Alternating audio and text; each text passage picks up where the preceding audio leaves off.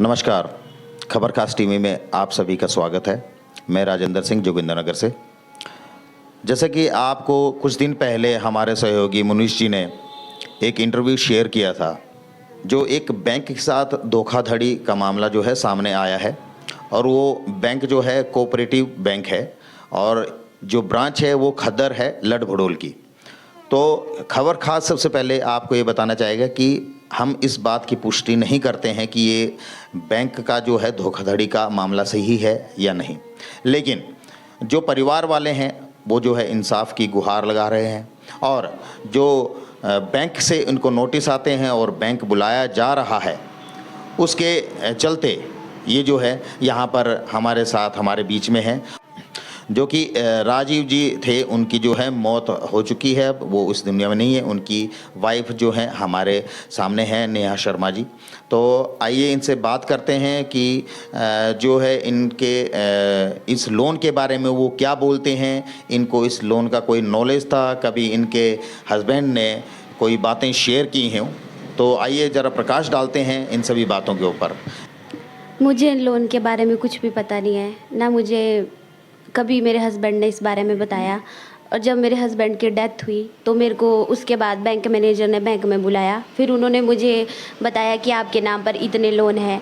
मुझे इन लोन के बारे में कोई जानकारी नहीं थी और अब वो बोलते हैं कि कोई 7-8 लोन बता दिए उन्होंने कि इतने लोन बनाए हैं और वो मुझे बोलते हैं कि अब वो लोन आपको भरने पड़ेंगे।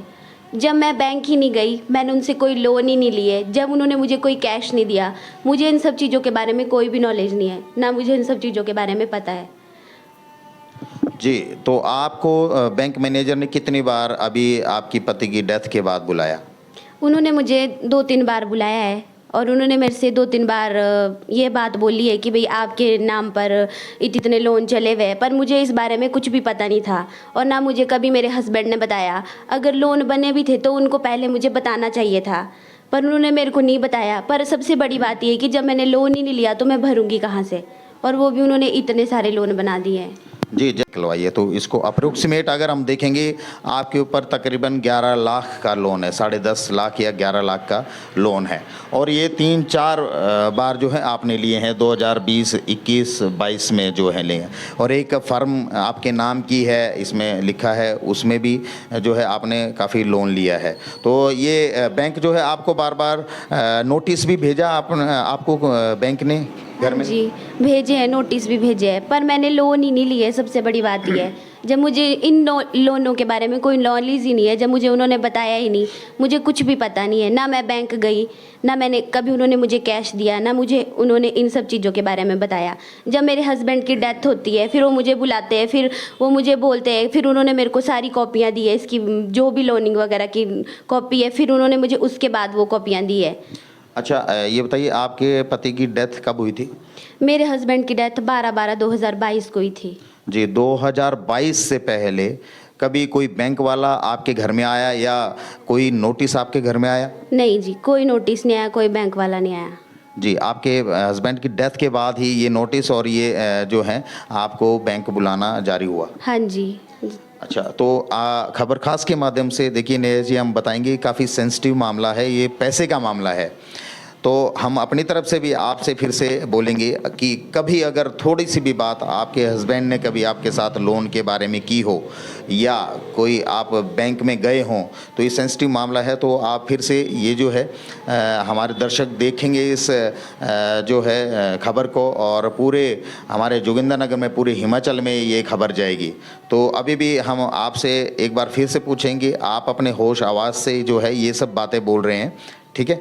हाँ जी, मेरे हस्बैंड ने कभी मुझे नहीं बताया, इन सब चीज़ों के बारे में मुझे कोई नॉलेज नहीं है, ना मुझे पता है, ना मुझे बैंक मैनेजर ने बताया। जब मेरे हस्बैंड की डेथ हुई है उसी के बाद मुझे ये सब सारी बातें पता चली है। अच्छा, थोड़ा बताइए आपके हस्बैंड की उम्र क्या थी उस वक्त? मेरे हस्बैंड की उम्र 24 थी। और आपकी? मेरी 22 है। ओके। और किस हालात में जो है उनकी डेथ हुई है, कुछ बताएंगे उसके बारे में थोड़ा? उस टाइम जब मेरे हस्बैंड की डेथ हुई तो उस टाइम मैं यहाँ पे नहीं थी, उस टाइम मैं अपने मायके गई हुई थी, और जब डेथ हुई है मैं उसी टाइम यहाँ पे आई हूँ।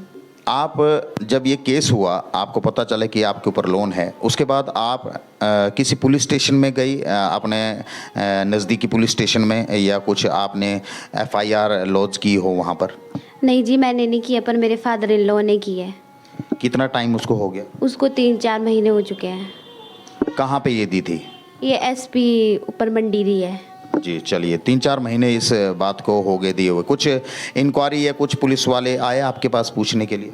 नहीं, हमारे पास नहीं आया। अच्छा नेहा जी, ये बताइए कि इसमें मैं देख पा रहा हूँ इस पेपर में कि 3 लोन जो है डायरेक्ट आपके नाम से हैं और 1 लोन जो है वो शर्मा जनरल स्टोर के नाम से है। क्या आप कोई दुकान करते हैं या बिजनेस करते हैं? इसके बारे में कुछ बताएंगे? नहीं जी, मैं कोई दुकान नहीं करती हूँ, ना ही मैं कोई बिजनेस करती हूँ। तो ये नाम आपने कभी सुना शर्मा जनरल स्टोर, कभी आपके अपने हस्बैंड के मुंह से?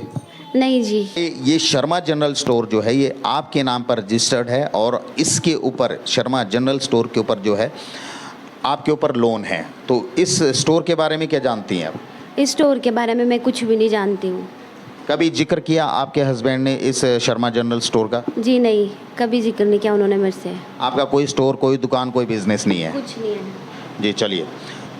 तो आपने जो है नेहा जी को सुना और हम भी बार बार यही बोल रहे हैं कि अभी तक जो है खबर खास टीवी इस केस की कोई पुष्टि नहीं करता है और जो है ये परिवार हमारे पास, पीड़ित परिवार है, हमारे पास आया है और मदद की गुहार लगाने के लिए हमारे माध्यम से, खबर खास के माध्यम से जो है वो एक अपील कर रहा है कि इनको जल्दी से जल्दी न्याय मिले और जो है इस केस को जो है जल्दी से जल्दी ख़त्म किया जाए, जो कि इनके ऊपर 10.5 या 11 लाख रुपए का नेहा जी के ऊपर केस है। तो आप कुछ अपील करना चाहेंगे सरकार से और जो भी यहाँ पर अधिकारी लोग हैं? हाँ जी, मेरी सरकार से ये विनती है कि जितने भी लोन है, ये मेरे को इन लोनों के बारे में कुछ भी पता नहीं है। मेरी सरकार से ये विनती है कि आप जल्दी से जल्दी हमें इंसाफ दें। ये थे हमारे साथ नेहा, जो कि राजीव की पत्नी हैं और अभी हाल ही में जो है उनका निधन हुआ था और इनके ऊपर जो है कई लाखों का लोन सामने आया है। जैसे कि इन्होंने बताया कि इनके घर में नोटिस आते थे और जो है बैंक में। जी बोलिए। मैं एक बात और बोलना चाहती हूँ कि जो बैंक मैनेजर है उन्होंने हमारे से 3 चेक लिए हैं, वो भी खाली चेक लिए हैं। वो उन्होंने हमसे क्यों लिए, हमें इस चीज़ के बारे में कुछ भी पता नहीं है। जी चलिए। मैं ये सरकार से विनती करना चाहती हूँ कि जितने भी लोन है, जो भी है, इस लोन के बारे में मुझे कुछ भी पता नहीं है और मैं सरकार से विनती करती हूँ कि प्लीज़ हमें इंसाफ दे। जी चलिए, देखिए इन्होंने एक नई और बात बोली। जो बैंक मैनेजर हैं, जो इनके घर से जो है इनको बुलाकर इनसे ब्लैंक चेक लिए गए हैं, 3 ब्लैंक चेक लिए गए हैं।